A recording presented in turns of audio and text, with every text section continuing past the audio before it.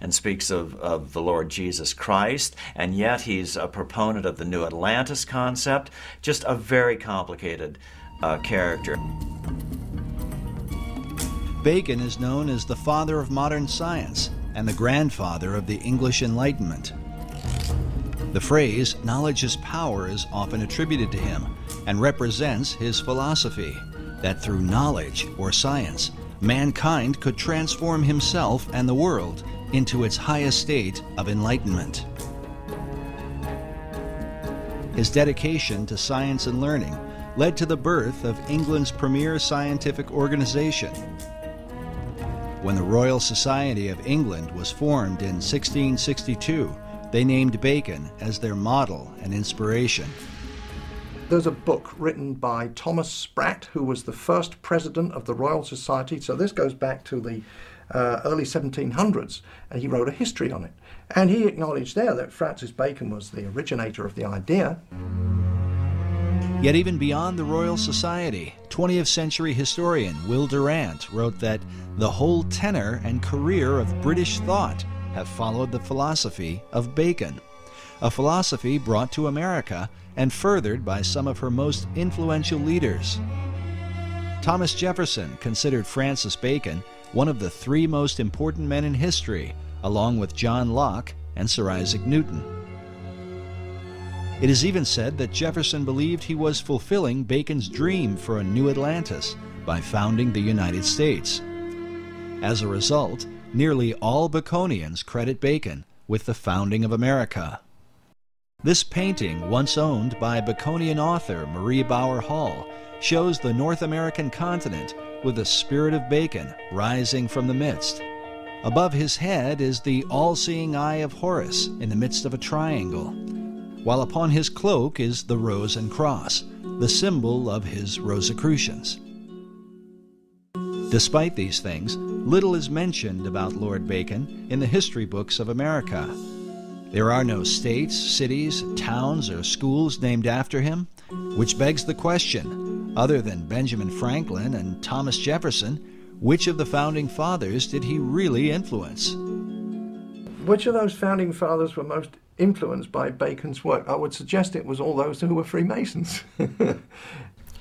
Well, I think probably all the first presidents of America who were Freemasons, you could say, were influenced by him because of the influence that went into Freemasonry, but by Bacon. But I expect some were more influenced than others, or more inspired than others, and some may not even have known that Bacon was behind it all, in the sense of an inspirer.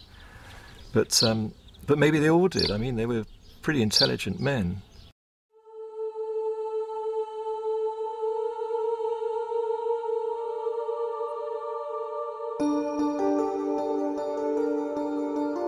Bacon is considered by some to be the first Grand Master of modern Freemasonry.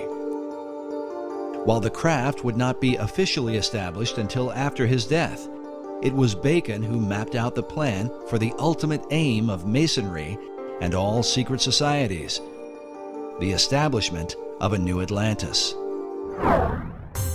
Peter Dawkins is the founder and president of the Francis Bacon Research Trust in England. He has dedicated more than 33 years to the study of Bacon, having written some 14 books about him, with titles such as Building Paradise and Francis Bacon, Herald of the New Age. My research into the life and work of Francis Bacon and all those connected with him, which also takes me back into the wisdom traditions, which I'm very interested in, and into also things like the founding of America, the spread of modern science, and many other fascinating subjects. It's like a gateway into a huge wealth of information and knowledge for today. Dawkins' work is supported by the Pro-Grand Master of English Masonry, the Marquis de Northampton. The Grand Master in England is Prince Edward, the Duke of Kent. Because he is a member of the royal family, Masonry allows Prince Edward to appoint someone to act in his place. As such, the Pro-Grand Master, Lord Northampton, is the acting head of all British Freemasonry.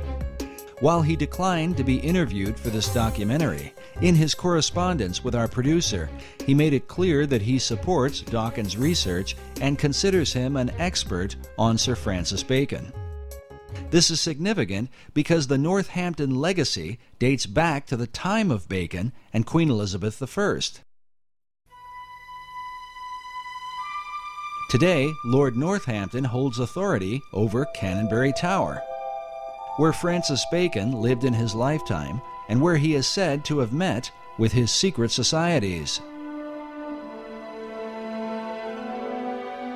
It's a fascinating building, and quite a lot of it's still left. It was once a big mansion house, and there's one wing of it left, and also a tower, which was at the end of another wing which has disappeared. And this tower is known as Canonbury Tower. And the whole mansion itself was enlarged and decorated by a man called Sir John Spencer in Queen Elizabeth's time, and he'd had a year as Lord Mayor. He was quite an important guy in the City of London, and very, very wealthy merchant. And he had a home in London itself, and he also had Canonbury Mansion as his country home, because then it was in the country. You know, now it's just surrounded by London, you know, part of London, but then it was in the country, up on a hill, and a wonderful place to go to get the country air and good for your health.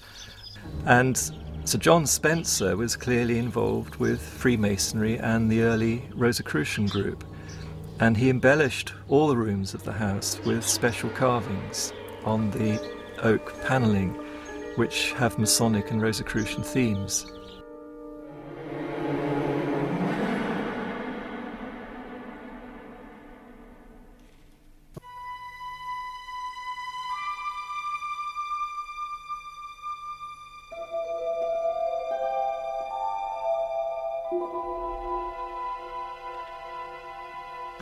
And particularly the fireplaces are done very, very carefully and specially. But the Compton and Spencer rooms still have the original carved panelling in, and the carved fireplaces, full of Masonic and Rosicrucian themes. That was done by Sir John Spencer, and the carvings are dated around about 1598 to 1601, that period.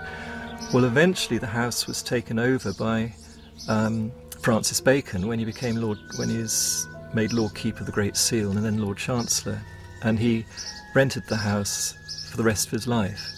And it's during this time that what's called the Invisible College was founded, and many other things were done, and he's known to have carried out scientific experiments there. And it's quite clear too that the house was the perfect meeting place for his Rosicrucian group. You know, it was a headquarters outside London. It was private in those days. It could be well protected out of prying eyes. This labor of pursuing knowledge in secret represents Bacon's belief and method of working. In his New Atlantis, he wrote of a society that observed all things, but was known by no one. The symbolism of Bacon's home at Canonbury Tower, with all its mystery, supports the mystical view of the man, held by Dawkins himself. Well, using sort of Eastern terms, I'd say he was a master, but what in India they call a real master. But he was here in Europe, in the UK, or in England at that time. And he was just an extraordinary being. I actually think that he was the one that Paracelsus made the prophecy about, called Elias the Artist, referring to Elijah. And in tradition, Elijah is said to come again and again to prepare people for the coming of the Messiah, or coming of the Christ, which has many different interpretations. And Bacon himself called himself the herald of the New Age, which is the title of Elijah. The question posed by critics of Baconian theology is, what Christ did Bacon come to herald? Was it the Christ of the Bible, or the Christ of Masonry and the ancient mystery religion? In the ancient mysteries, a trinity is also recognized and is represented by a symbol that is little talked about, but one that some believe stands at the heart of all the